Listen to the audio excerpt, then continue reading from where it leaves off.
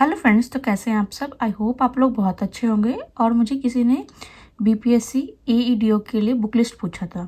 ठीक है, मैं बस वही बताने वाली हूँ जो मुझे लगता है कि हाँ ये फॉलो करनी चाहिए, या मुझे मतलब कि इतना मैं करूँगी। ठीक है, तो देखते हैं। तो साइंस के लिए बात करते हैं। सबसे पहले हार्ड मेरे लिए साइंस ही है, तो मैं इसको सिर्फ अभी लूसेंट से ही करूँगी।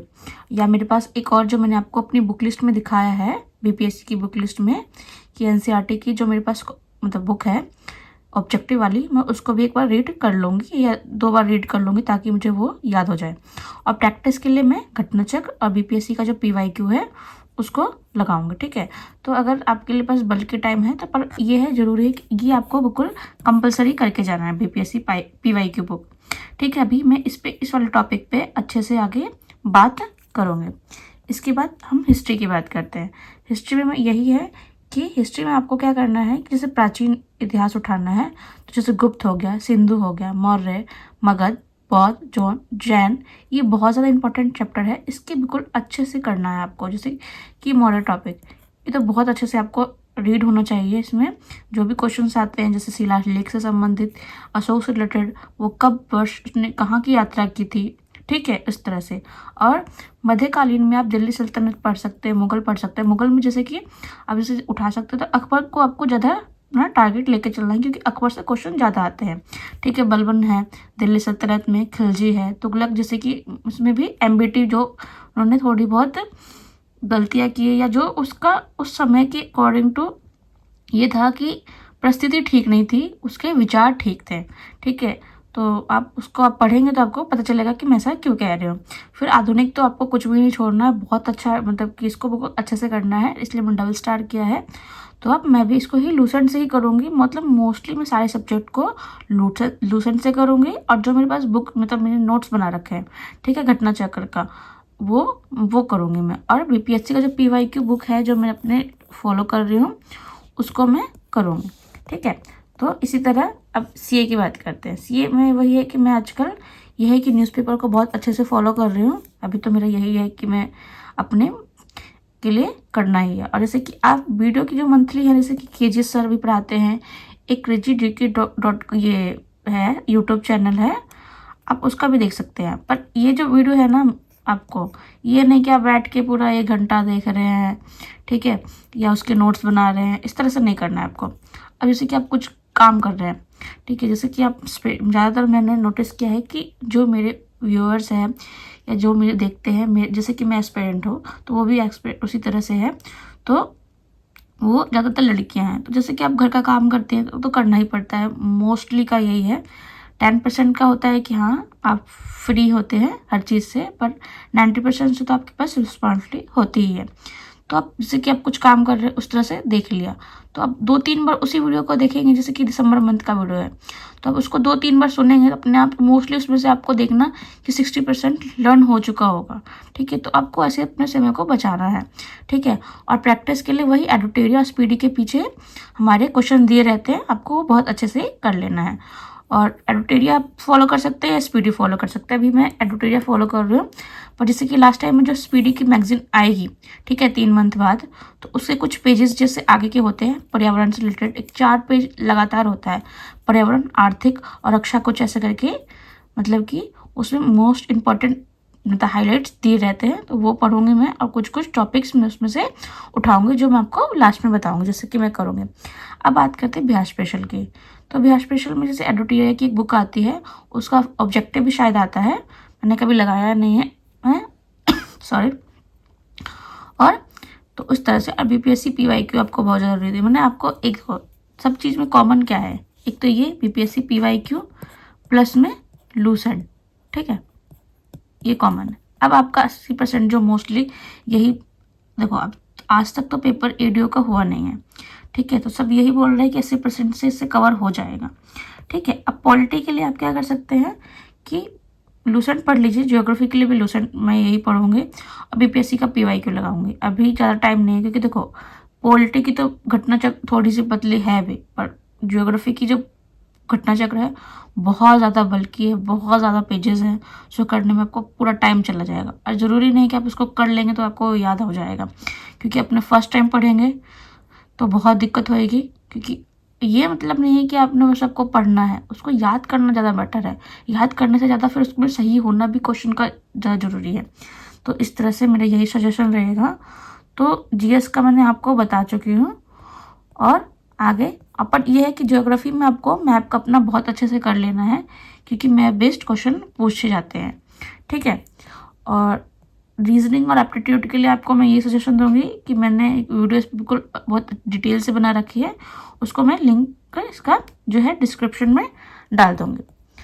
अब जैसे कि बोलते हैं कि कुछ आप देखे होंगे कि बोल रहे हैं कि आइसोलेट कर लो अपने आप को, इस तरह से कर लो। मैं मानती हूँ आप कर लीजिए, पर सम टाइम जैसे कि 2-3 दिन की, मेरे साथ तो ऐसा होता है कि 2-3 दिन तो ठीक होता है, पढ़ाई मोटिवेशन के साथ होता है। थर्ड डे हो जाता है कि हाँ भाई डिमोटिवेशन फील होने लगता है। तो फैमिली और फ्रेंड्स के साथ थोड़ा सा टच में रहे, ये नहीं कि आप पूरे दिन बैठ के तय कर रहे हैं, थोड़ा सा टच में रहे, ठीक है, ये है। और उन फ्रेंड्स के साथ ज़्यादा रहें कि जो वीडियो की तैयारी कर रहे हैं, ठीक है, साथ में, ताकि आप कुछ दिक्कत हो तो आप उससे पूछ सके कि आपने ऐसे कैसे किया है, या मुझे ये दिक्कत हो रही है, मतलब वो आपकी तैयारी में हेल्पफुल रहे, ठीक है। अब बात करते हैं पीवाईक्यू बुक की, ठीक है। तो पीवाईक्यू बुक में ये है कि बीपीएससी का जो है, ठीक है, 70 से लेकर 67 ये तो मेन फोकस रहेगा कि क्वेश्चन कैसे पूछे जा रहे हैं, किस तरह से उन्होंने अपना जो पैटर्न है वो चेंज किया है। देखो 67 में पूरा ही ये बेस्ड था, फैक्चुअल बेस्ड था, ठीक है। अब 68 में थोड़ा सा कॉन्सेप्ट लाया है, थोड़ा सा कॉन्सेप्ट जोड़ा था उन्होंने, ठीक है। 69 में फिर थोड़ा सा कॉन्सेप्ट, 70 में बिल्कुल आपको पता ही होगा कि कैसा किया था उन्होंने, कि बिल्कुल वन लाइनर पूछ लिया था। और 71 में तो यूपीएससी का लेवल थोड़ा सा टच किया था, बस रह गया था। तो इस तरह से आप देख सकते हैं। अब टीआरई के भी क्वेश्चन आप लगा सकते हैं। एक मैंने आपको अपने ग्रुप पे सेंड भी किया होगा बुक, इसलिए मैंने सेंड कर दिया था कि ताकि मैं आपको वो रिकमेंड कर सकूं। तो आप जो जीके का क्वेश्चन है वो देख सकते हैं, मैथ का क्वेश्चन देख सकते हैं कि कैसे पूछा जा रहा है। तो देखो आपको बीपीएससी का इसका पीवाईक्यू को तो आपको कहीं मिलेगा नहीं, क्योंकि पहली बार पेपर होने जा रहा है। तो जो इस कमीशन ने क्वेश्चन पूछे हैं आप उसका रेफरेंस ले सकते हैं। तो मैंने टीआरई की जो बुक है जीके का वो एक बार मैंने पढ़ लिया है, ठीक है। उसका है ये कि मुझे 2-3 बार रिवीजन करना ही पड़ेगा, पर वही है कि बहुत अच्छे क्वेश्चन थे। मेरे से भी क्वेश्चन वो मैंने लगाया था तो मुझे हार्ड लग रहा था कि हाँ भाई हार्ड है क्वेश्चन, ठीक है। तो आप भी लगा के देखना, क्वेश्चन सॉल्व करके देखना कि कैसे क्वेश्चन पूछे जा रहे हैं। अब बीएसएससी का भी आप क्वेश्चन देख सकते हैं, क्योंकि देखो वन लाइनर होने का भी चांसेस हो सकते हैं। अब पेपर कैसा आएगा किसी को नहीं पता है, कॉन्सेप्ट भी आ सकता है, फैक्चुअल भी आ सकता है। तो आपको अपना दोनों तैयारी करके लेके चलना है। देखो आपको बीपीएससी से आइडिया मिल जाएगा कि कॉन्सेप्ट कैसे क्वेश्चन पूछे जा सकते हैं, और बीएसएससी से आइडिया मिल जाएगा कि वन लाइनर कैसे क्वेश्चन पूछे जा सकते हैं। तो आप वन लाइनर पर बिल्कुल इसमें बिल्कुल अच्छा रहेगा। और कुछ आपको वन लाइनर वैसे मिल जाएंगे जो आपने कहा कवर नहीं हुआ था, तो इस तरह से। तो बिल्कुल मतलब जो पीवाईक्यू बुक है मैं बता रहूँगी उसको बहुत अच्छे से कर लेना है, ठीक है। उसमें से क्वेश्चन आपके गलत नहीं होने चाहिए, जैसे दरोगा के, इंटर लेवल के, सीजीएल के।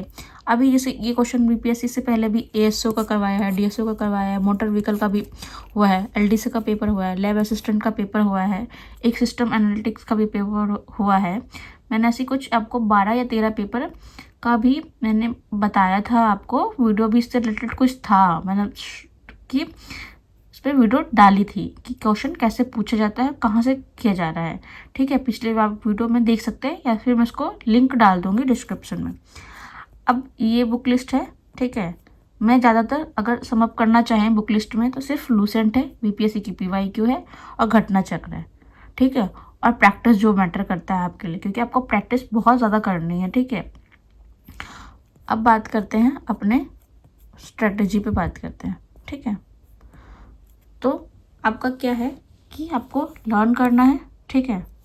अब देखो रिवाइज, रिकॉल, रिटेन, ये तीनों का मतलब ही एक ही है कि आपको याद होना चाहिए। अगर सिंपल वे में कहे तो कुछ नहीं है ये, ठीक है। बस अब प्रैक्टिस करनी है आपको ज़्यादा से ज़्यादा, ठीक है। जो कमियां हैं उसको नोट कीजिए, ठीक है।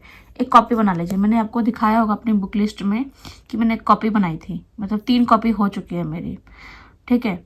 तो एक कॉपी बना लीजिए, जो आप जैसे कि प्रैक्टिस कर रहे हैं या टेस्ट सीरीज लगा रहे हैं उसमें से जो क्वेश्चन गलत होते हैं, क्योंकि देखो टेस्ट सीरीज लगाना इम्पॉर्टेंट है, उसका सेकंड स्टेप जो है ना वो बहुत ज़्यादा इम्पॉर्टेंट है आपके लिए, कि आप उसका एनालाइज करें।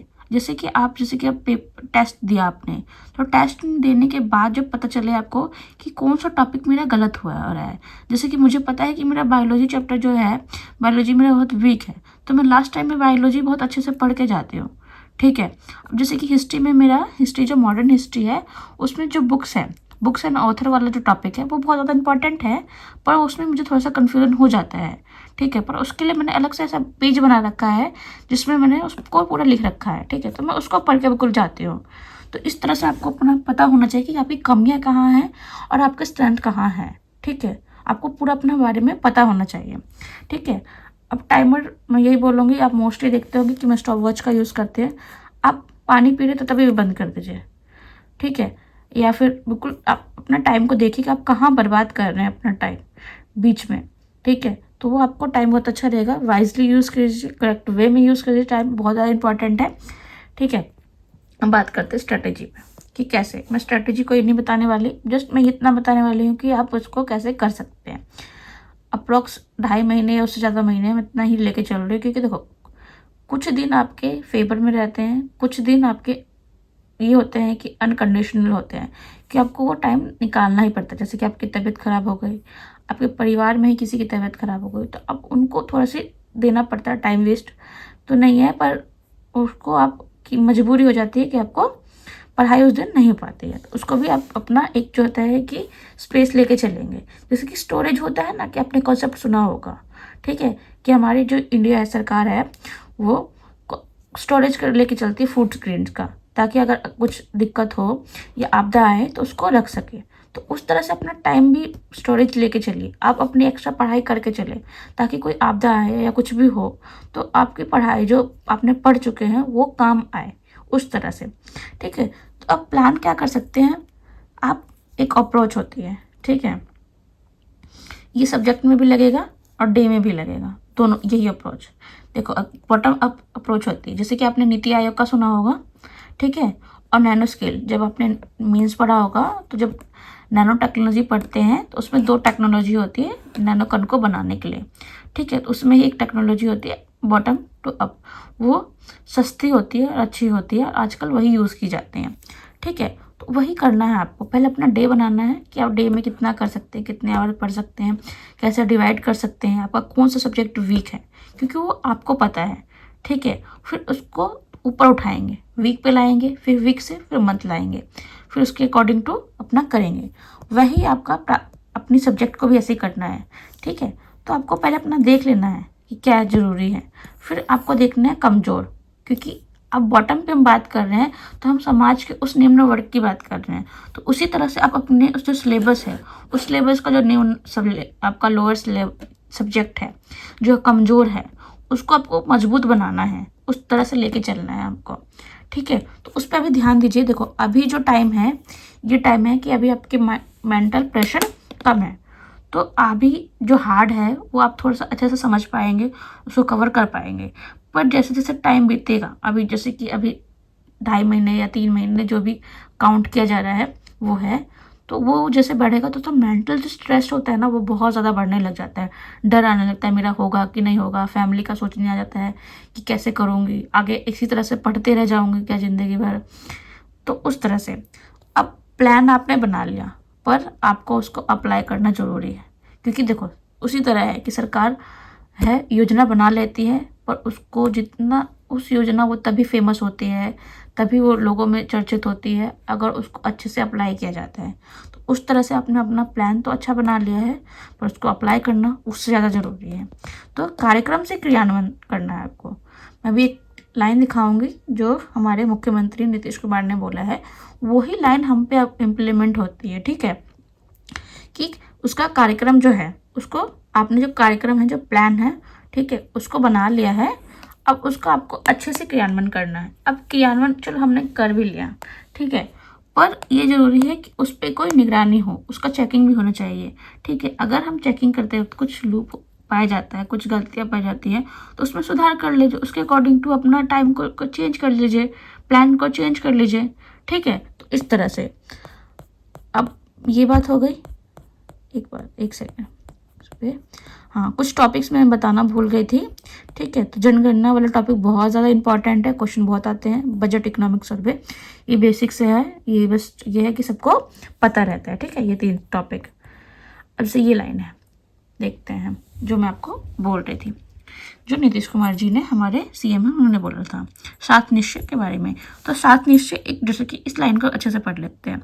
जो 7 निश्चय 3 है ना, वो मान लो आपका एडीओ है, ठीक है, टारगेट है। ठीक है, तो कार्यक्रम के क्रियान्वयन से विकसित बिहार का संकल्प को पूरा करने में मदद मिलेगी। तो आपको विकसित बनना है, तो वही संकल्प को पूरा करने के लिए आपको मिलेगा, तथा बिहार सर्वाधिक विकसित राज्यों की श्रेणी में शामिल हो पाएगा। तो आपको क्या करना है, कार्यक्रम बनाना है, उस पर क्रियान्वयन करना है। ठीक है, ये हो गया। अब बात करते हैं डे वाइज का। तो वही रीजनिंग और मैथ आपको डेली करना है, 50 क्वेश्चन डेली करना है। ठीक है, और वीक में 2 सब्जेक्ट आप कर सकते हैं इस तरह से कि एक हार्ड करना है, एक इजी करना है, और वो अपने हिसाब से कीजिएगा। जैसे कि मेरा ये है कि मुझे, जैसे कि हिस्ट्री, जो मॉडर्न हिस्ट्री मुझे बहुत पसंद है, मतलब प्री के लिए, मेंस के लिए तो थोड़ा सा मुझे हार्ड लगता है। ठीक है, तो प्री के लिए तो मुझे बहुत पसंद है, तो वो मेरे लिए इजी सब्जेक्ट हो गए। एक हार्ड में उठा लूँगी, मैं अपना बायोलॉजी उठा लूँगी। थोड़ा सा मुझे वर्ल्ड जो ज्योग्राफी है वो भी थोड़ा सा हार्ड लगता है। इस तरह से अपना टारगेट सेट कर लीजिए, और उसके अकॉर्डिंग टू आप अपना बना सकते हैं। तो जस्ट मेरा यही था आज के लिए। आई होप आप ये वाली वीडियो आपको अच्छी लगी होगी।